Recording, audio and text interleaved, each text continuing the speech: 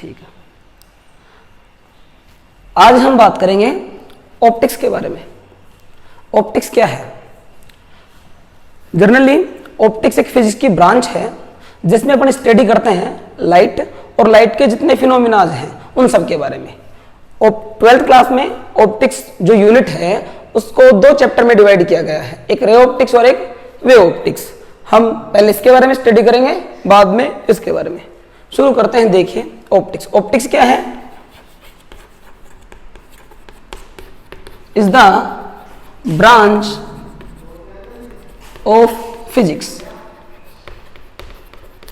और कौन सी ब्रांच है जो क्या करती है? लाइट के बारे में स्टडी करती है, which is deal with light. ठीक है। अब इसमें ये बात है कि भाई लाइट के बारे में स्टडी करती है ये, तो लाइट क्या है और लाइट की स्टडी से क्या मतलब है?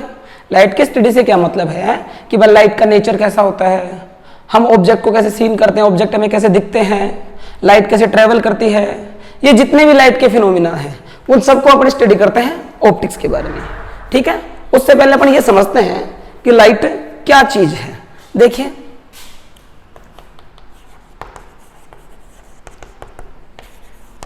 नाइन्थ और 10th क्लास में आप लोगों ने ऐसा पढ़ा होगा, आपको बताया गया होगा कि लाइट क्या है? Light is the form of energy. ये उस लेवल से तो डेफिनेशन ठीक है,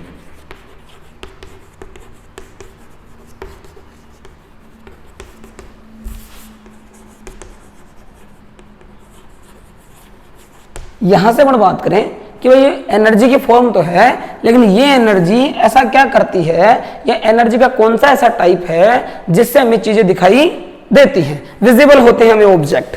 देखिए समझते हैं पहले कि कोई भी जो ऑब्जेक्ट है, जो भी कोई चीज है, जो लाइट का जो कोई भी जो सोर्स ऑफ लाइट है वो लाइट को इमिट कैसे करता है, उससे लाइट निकलती कैसे है, चाहे भले वो अपना बल्ब हो या कैंडल हो, जितने भी सोर्स ऑफ लाइट है।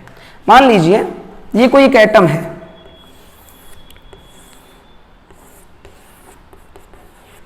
ये एटम के ऑर्बिट्स हैं, ये न्यूक्लियस है। मान लेते हैं इस एटम में यहां कोई इलेक्ट्रॉन है। ठीक है, इस ऑर्बिट में कोई इलेक्ट्रॉन है।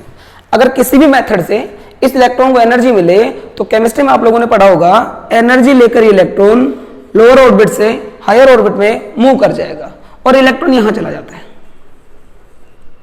अब इस ऑर्बिट में ये इलेक्ट्रॉन रुक नहीं सकता क्योंकि ये पहले से ही फुलफिल है, यहां ये स्टैंड बाई नहीं करेगा, तो ये वापस अपनी जगह आएगा। अब देखिए एनर्जी के बारे में अपने ऐसा पढ़ रखा है कि एनर्जी डिस्ट्रॉय नहीं होती है, ना तो जनरेट की जा सकती है ना इसको खत्म किया जा सकता है ना। तो ये एनर्जी लेकर यहां से यहां तक गया था, अब ये वापस जब नीचे आएगा तो जो एनर्जी लेकर ये वापस गया था, या जो एनर्जी लेकर वो यहां गया था, उस एनर्जी को ये वापस क्या करेगा? रिलीज करेगा। तो यहां से एनर्जी रेडिएशन की फॉर्म में बाहर निकलेंगी, और ये जो एनर्जी रेडिएशन की फॉर्म में बाहर निकलती है, ये जितनी भी, इन सभी को अपन क्या बोलते हैं? ये मैक्सवेल ने नाम दिया इनको इलेक्ट्रोमैग्नेटिक वेव्स। शॉर्टकट में अपन बोलते हैं EMW। ये इलेक्ट्रोमैग्नेटिक वेव सारी निकलती हैं। इन इलेक्ट्रोमैग्नेटिक वेव्स में से कुछ ऐसी वेवलेंथ की और ऐसी फ्रीक्वेंसी की वेवलेंथ होती है, इनमें से कुछ मान लेते हैं ये कुछ ऐसी हैं, ये जो इलेक्ट्रोमैग्नेटिक वेव्स जब आई की रेटिना पर गिरती है, हमारी आंख की रेटिना पर जो इलेक्ट्रोमैग्नेटिक वेव गिरती हैं तो कुछ सेंसेशन पैदा करती हैं, और उस सेंसेशन से कुछ सिग्नल माइंड में जाते हैं, और उन सिग्नल जो माइंड में जाते हैं उस हिसाब से हम उस ऑब्जेक्ट को डिटेक्ट करते हैं, उसके बारे में हमें पता चलता है, या आसान शब्दों में कहें तो हमें वो दिखाई देती है। तो बेसिकली ये जो है कुछ सर्टेन फ्रीक्वेंसी और वेवलेंथ की जो इलेक्ट्रोमैग्नेटिक वेव्स हैं, इन इलेक्ट्रोमैग्नेटिक वेव को ही हम लोग क्या कहते हैं? लाइट। तो हम क्या कह सकते हैं यहां पर? Light is the part of electromagnetic wave. ठीक, और कौन सा पार्ट है? Which is help to us seen object. तो मतलब क्या कह सकते हैं अपने? लाइट इलेक्ट्रोमैग्नेटिक वेव का एक पार्ट है जिससे हमें ऑब्जेक्ट दिखाई देते हैं। ये डेफिनेशन 12th के हिसाब से ठीक है। ठीक है, यहां से भी पार्ट ऑफ इलेक्ट्रोमैग्नेटिक वेव बोल सकते हैं, या बोल सकते हैं अपने part of electromagnetic spectrum. Part of electromagnetic spectrum में मैं यहां लिख सकता हूं इलेक्ट्रोमैग्नेटिक स्पेक्ट्रम। इलेक्ट्रोमैग्नेटिक स्पेक्ट्रम से मेरा क्या मतलब है, जब ये रेडिएशन, ये इलेक्ट्रोमैग्नेटिक वेव्स कहीं से निकलती हैं तो कुछ मिनिमम वेवलेंथ की होती हैं, कुछ मिनिमम, और फिर लास्ट में पहुंचते पहुंचते कुछ मैक्सिमम होती है। इनके बीच में सारी वेव्स होती हैं यहां से यहां तक, और ये जो पूरी इलेक्ट्रोमैग्नेटिक वेव है यहां से यहां तक का, ये इस पैटर्न को अपन इसको बोलते हैं अपन इलेक्ट्रोमैग्नेटिक स्पेक्ट्रम। ठीक है, लिख लीजिए आप लोग।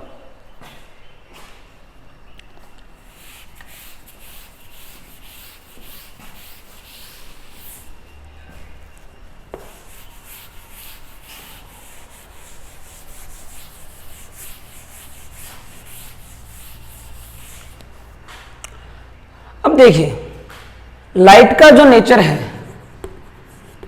या आसान शब्दों में कहीं, लाइट जो है उसको लेकर हमेशा से ही साइंटिस्टों की अलग अलग थ्योरियां टाइम टाइम पे आती रही।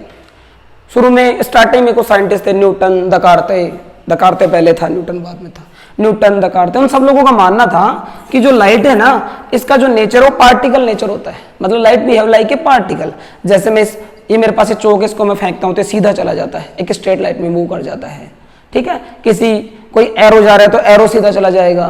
तो इस तरह का इसका नेचर होता है। तो कुछ लोगों को, कुछ जो साइंटिस्ट आए, उनका मानना था कैसा नेचर होता है, पार्टिकल नेचर। और कुछ जो साइंटिस्ट आए जैसे हाइगेंस, मैक्सवेल, इन सब का मानना था कि लाइट का जो नेचर है वो पार्टिकल नेचर नहीं है, इसका वेव नेचर है। वेव नेचर से मेरा क्या मतलब है कि जैसे अपन कहीं पर पानी में अपन पत्थर फेंकते हैं तो जो पानी में जो लहरें इस तरह बनती हैं, जो वेव्स बनती हैं, ऐसा इसका नेचर है। हाइगेंस वगैरह का मानना था कि लाइट इस तरीके से मूव करती है। न्यूटन, दकार्ते का मानना था लाइट इस तरीके से चलती है। दोनों की अलग अलग थ्योरियां टाइम टाइम पे आई। अब इस हिसाब से हमने इसी ऑप्टिक्स के दो पार्ट कर लिए, एक रे ऑप्टिक्स और दूसरा जो वेव को लेकर हम लोगों ने पढ़ा उसको हमने बता दिया वेव ऑप्टिक्स। इसी तरह ये जो ऑप्टिक्स जो यूनिट थी वो जो दो जगह डिवाइड हो गई। ठीक है, हम 11 चैप्टर के बारे में पढ़ रहे हैं इसमें, जो कि रे ऑप्टिक्स है। आरबीएससी की बात कर रहा हूं मैं ना, ये आरबीएससी में 11 नंबर का चैप्टर है, एनसीईआरटी में ये शायद 9 नंबर का चैप्टर होगा, चैप्टर नंबर 9 होगा। ठीक है, लाइट की कुछ बेसिक प्रॉपर्टीज हैं, उनके बारे में अपने एक एक करके स्टडी करते हैं। जैसे कि speed of light,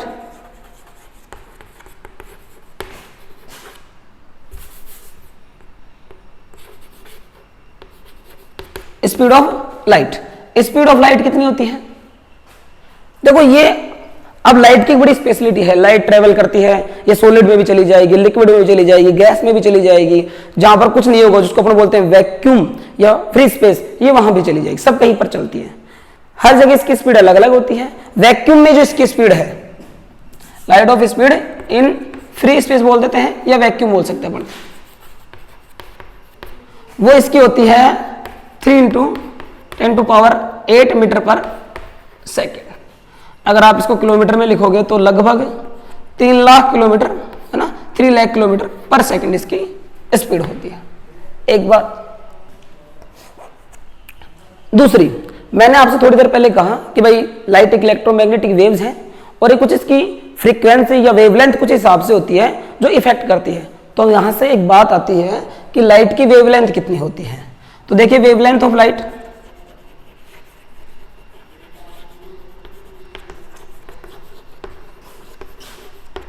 wavelength of light होती है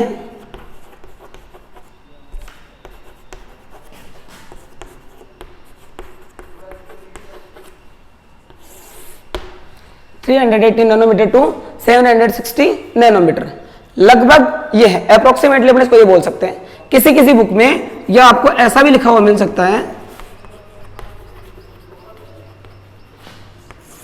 या हो सकता है ऐसा भी लिखा हुआ मिल जाए। ठीक है, ये सारे सही है, आरबीएससी में ऐसा लिखा हुआ है। ठीक, इसके बाद में जैसा कि मैं कह रहा था अपन इस चैप्टर के बारे में बात कर रहे हैं, रे ऑप्टिक्स। तो ये रे क्या होती है? रे क्या होती है? लाइट जो हमेशा है वो एक स्ट्रेट लाइन में ट्रेवल करती है, और जो लाइट का जो पाथ होता है, पाथ ऑफ लाइट, उसको अपन क्या बोलते हैं? रे।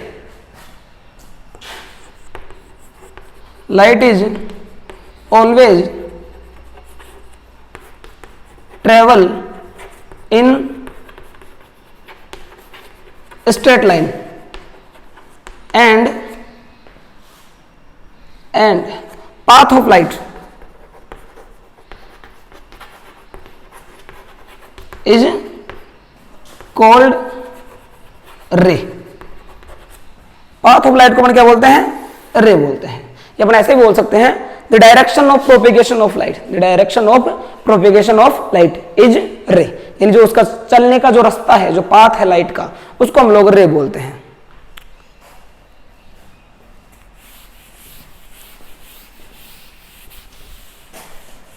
नोट करते रहिए साथ साथ।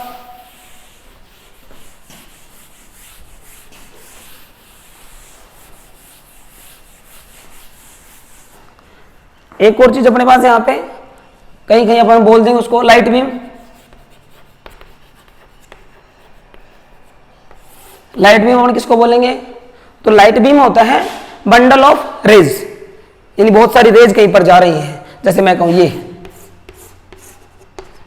तो एक की बात करें तो सिंगल की बात करें तब तो ये रे है, और इस पूरे की बात करें तो इसको बोलेंगे बंडल ऑफ रेज। क्या बोलेंगे इसको? Light beam. इस पूरे को लाइट बीम।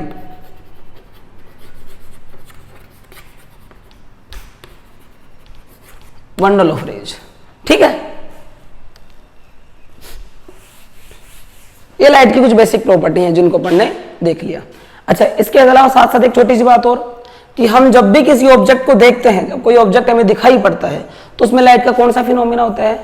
तो हम देखते हैं किसी ऑब्जेक्ट को, लाइट का जो रिफ्लेक्शन का फिनोमिना है उसकी वजह से हमें चीजें दिखाई देती हैं। प्रोसेस क्या होता है? अगर सिंपल बात करें तो, अगर मेरे पास एक चौक है तो मेरे को चौक कब दिखाई देगा? जब बाहर से लाइट रेस चौक के ऊपर आएंगी, इसके ऊपर गिरेंगी, इससे रिफ्लेक्ट होकर मेरी आंखों में जाएंगी, तब मुझे चौक दिखाई देगा। तो हमें जो ऑब्जेक्ट दिखाई देते हैं किसके फिनोमिना, कौन सा फिनोमिना होता है लाइट का? Reflection of light. We can see the object by reflection of light. लिख सकते हैं इसको अपने से,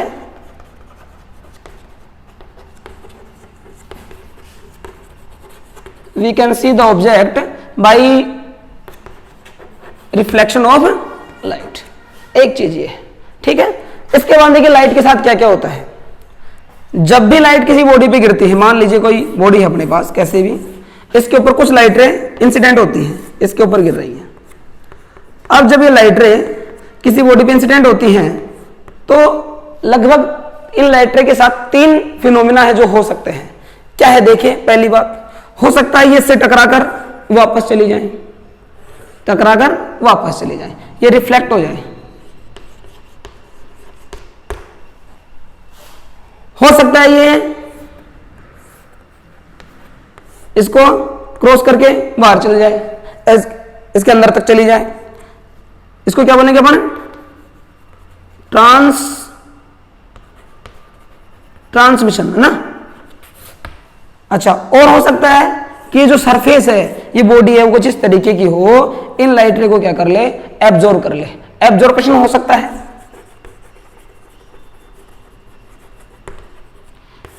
एब्जॉर्प्शन हो सकता है, रिफ्लेक्ट हो सकती है, ट्रांसमिशन हो सकता है। तीनों में से कोई सा भी काम हो सकता है, और ये डिपेंड करता है इस सरफेस के नेचर पर कि सरफेस कैसा है। जनरली जब भी ऐसा कुछ होता है, लाइट रे किसी बॉडी पर इंसिडेंट होती हैं, तो क्या तो 2 फिनोमिना एक साथ होते हैं या फिर एक हो सकता है ना। मतलब ऐसे मान चले, एक तो कभी मुश्किल से कभी एक होता है, बाकी क्या तो 2 होंगे या फिर तीनों हो सकते हैं। जैसे कि मान लीजिए बोर्ड है, इस बोर्ड के ऊपर जब लाइट रे गिरती हैं तो रिफ्लेक्ट भी हो रही, बोर्ड आपको दिखाई दे रहा है, तो इससे लाइट रे बाहर से आई, इसके ऊपर गिरी और गिर के चली गई, तो ये रिफ्लेक्ट होगी। लेकिन इस बोर्ड ने कुछ लाइट रे को क्या कर लिया? एब्जॉर्ब कर लिया, सक कर लिया, तो दोनों काम हुए। हो सकता है अपने पास वाटर की सरफेस है, वाटर की सरफेस पे जब हम देखते हैं तो लाइट रे, ये जो होता है ट्रांसमिशन, इसको हम लोग क्या बोलते हैं? रिफ्रैक्शन, है ना, जब चली जाए आर पार। तो वाटर की सरफेस पे रिफ्रैक्शन हो रहा है, रिफ्लेक्ट होकर वापस भी आ रही है, ये भी हो रहा है, और एब्जॉर्प्शन भी हो रहा है, क्योंकि वहां जो वाटर सरफेस का जो टेम्परेचर है वो थोड़ा सा इंक्रीज हो जाता है। ये ध्यान देने की बात है, जब भी एब्जॉर्प्शन होता है तब हमेशा लाइट किस में चेंज हो जाती है, चेंज इनटू हीट। जब भी ये होगा तो किस में चेंज हो जाएगी, हीट में। ठीक है, ये जब होता है हमें चीजें दिखाई देती हैं। ठीक है, अच्छा ये आपने, ये जो है ये आपने लगभग 11th क्लास में पढ़ लिया, ब्लैक बॉडी वगैरह आपने पढ़ा है ना, ये के बारे में अपने इस चैप्टर में डिस्कस करेंगे। तो सबसे पहले अपन जो रिफ्लेक्ट करती है, जिसको अपन बोलते हैं फिजिक्स में रिफ्लेक्शन, अपन उसकी बात करते हैं।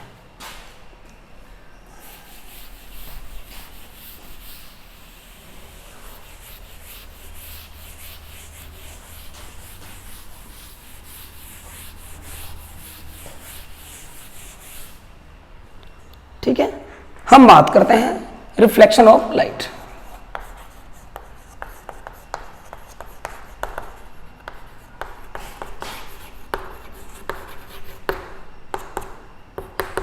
रिफ्लेक्शन ऑफ लाइट, तो देखिए रिफ्लेक्शन ऑफ लाइट क्या है। मान लेते हैं ये कोई बॉडी है, ये कोई सरफेस है, ये सरफेस एक साइड से पॉलिश्ड है। ठीक है, इसके ऊपर कोई लाइट ऐसे आती है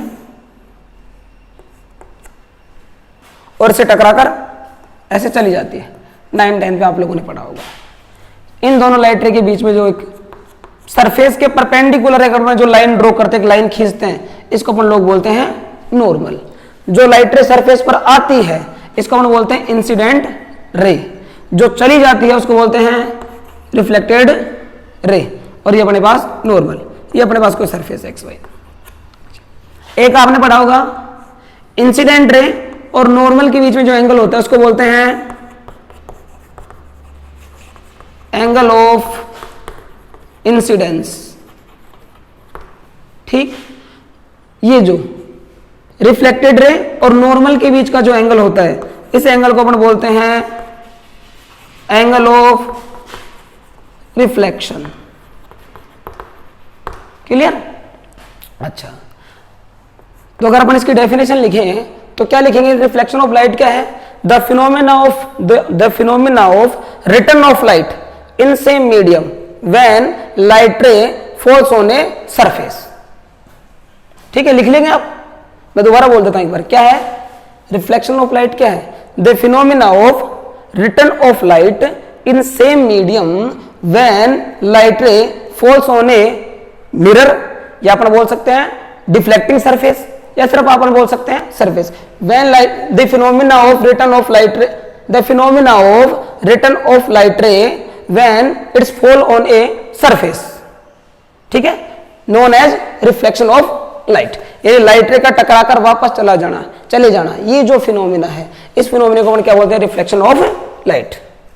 अच्छा, इसके कुछ लॉ हैं जो आपने पढ़ेंगे। लॉ ऑफ रिफ्लेक्शन, पहला लॉ क्या है? Incident light ray, incident angle और रिफ्लेक्शन एंगल दोनों क्या होते हैं? इक्वल। यानी angle of reflection equal to angle of incidence. ऐसे लिख देते हैं, angle of incidence, angle of incidence is equal to angle of reflection. Clear? Angle of incidence equal to angle of reflection, पहला लो तो ये। दूसरा क्या पढ़ा आप लोगों ने? The incident light ray, reflected light ray and normal lie in same plane at the meet point. जहां पर ये मिलती है वहां पर क्या होगा? ये incident light ray, reflected light रे और नॉर्मल, ये तीनों एक ही प्लेन में होंगे, लाई इन सेम प्लेन। ठीक है,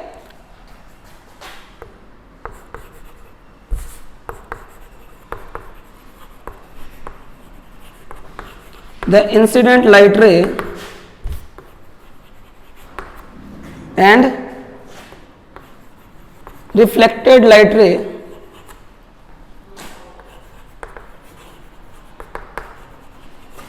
and normal lie in same plane at the point of incidence. अपन ये भी बोल सकते हैं ना, जिस पॉइंट पर ये सारे के सारे मिलते हैं उस पॉइंट पर ये क्या होते हैं, सारी एक ही प्लेन में होती है। जैसे मैंने ये यहां पे बनाया है, तो किस प्लेन में है ये, बोर्ड के प्लेन में। मतलब अगर इस तरीके से मिरर रखा है, मान लीजिए इस तरीके से मिरर रखा है, तो ये जो प्लेन होगा मिरर के परपेंडिकुलर, उस प्लेन में ये सारा है, ये तीनों, ये और ये तीनों एक ही प्लेन में होंगे। ठीक है, कौन से प्लेन में, अगर ये मिरर है तो मिरर के परपेंडिकुलर अगर हम ऐसा प्लेन बनाए, उस प्लेन में सारे के सारे होंगे। ठीक, अच्छा ये जो नॉर्मल है, नॉर्मल कैसे बनाते हैं,